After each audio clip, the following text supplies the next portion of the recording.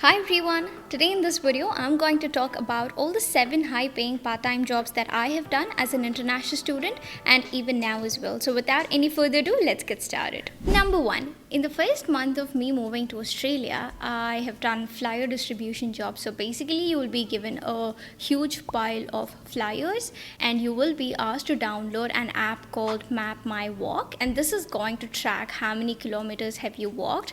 So whoever is being assigned on this job, they would ask you to walk probably 15 kilometers or 20 kilometers of radius, and they would ask you to distribute flyers in every house that you come across. And the job that I have done, I was basically paid $100 for about 4 to 5 hours of work, and I had to take these flyers and drop it in every house that I come across. And this was done in probably the areas of Dandenong and Hoppers Crossing, and this was back in 2017. We were a group of 3. We had to carry these flyers. There would be a half an hour break or so. You should just go and drop them in every house, and you have to be really careful because each and every house wouldn't allow you to drop flyers because these are all promotional flyers. So basically what they do is they would allot 2 people per lane. So one would be distributing the flyers onto the left side and the other would be distributing the flyers onto the right side. So it is definitely a very physical job. You have to walk about 10 kilometers to 20 kilometers in a day. But back in 2017 when I was a student and I didn't have any other job, so this was my first source of income. The next job that I got was as an event staff, wherein I had to work in the ticketing department, making sure everyone who was entering the event that day had appropriate tickets. Now the event was happening in Flemington Race Course. It was Singapore Day, and it was such a huge event where we had about 500 to 600 people, and that was again probably in the first couple of months when I moved to Australia. It was partly customer service role and partly it was more like ticketing, and we were asked to go and enjoy the event. I was actually working only for a couple of hours in the beginning, and then you don't have to pretty much bother about if someone has tickets or no.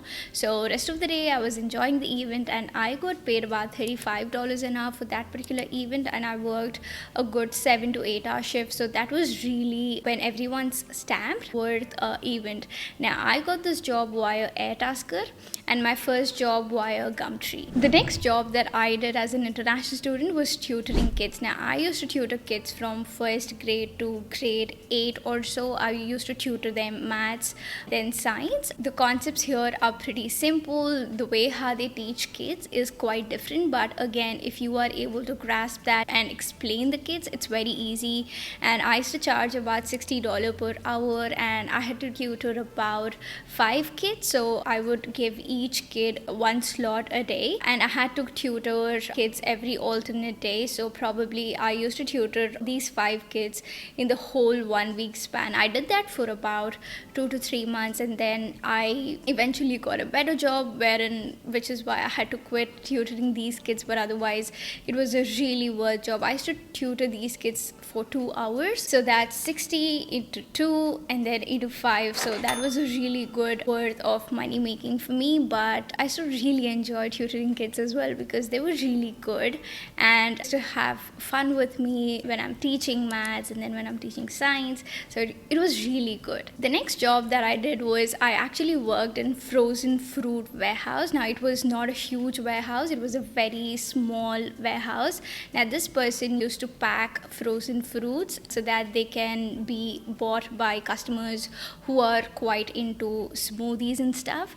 So we were asked to pack about 100 frozen fruit bags a day per shift. When I say a day, I would hit about 80, 85, and it was not a so physically consuming job, but again, you have to stand 7 to 8 hours doing work. You get about 30-minute break, and it was again a very good paying job. They paid me about $25. This was back in 2018, and again I found this job on Airtasker. It was actually a 1-day job kind of thing, and then the owner assumed if he can get a bunch of people, get it done in a day, it will be done.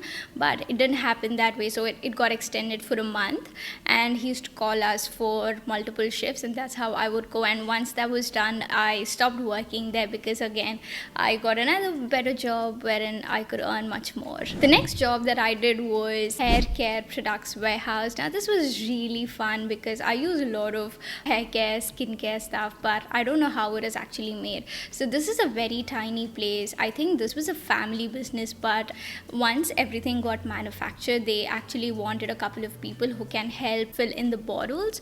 So basically they had shampoo, conditioner and all of that manufactured and put it in different bottles, but we actually had to put them in the bottles, clean it up and pack it, so that they can go ahead and sell that. So we didn't have any rule as in you have to fill X number of bottles per day, and there was no rule of mandatory standing as well. As long as you're doing the work, they were really fine with it. I got paid about $23 per hour. I found this again on Airtasker, so it was really good task. Again, I went to this particular job thinking it would be a one day off thing, but they wanted me to be there for about a week or so. So every day of the week I went and I finished doing. It was really good. You can watch movies while you're working, and it was really hygienic. We had to put on gloves and then hair hats and all of that, but it was really good.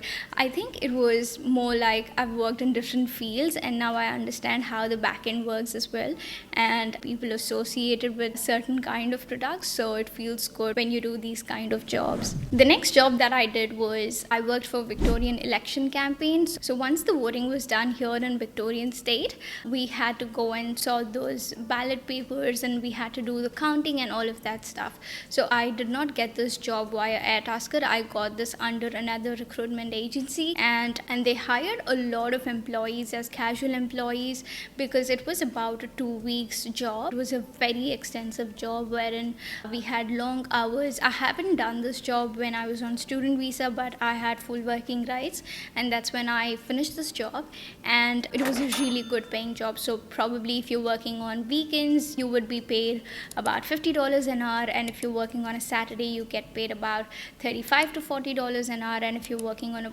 proper weekday, you would be paid about $28 to $30. So it was really good, and I kind of understood how people vote and how the counting is done. So it was really interesting for me to get into this sort of job. And again, just like how I told, I was a casual employee. Once the project was done, we were all relieved. I think this was a 2-week sort of job, and for one of those days they didn't even allow us to use phones, so it was a really confidential sort of job. The last kind of job that I have done, and I kind of do as well, is when there is any sort of disruptions happening here, I do customer service shifts because it is really good for me to go and interact with public, and it is also good in terms of pay. You get really good pay during weekends, and then there's different sort of pay in terms of when you work. So when you work in the morning, it's a different pay. When you work in the afternoon, it's a different pay, and when you work during weekends and evening, it's a different sort of pay.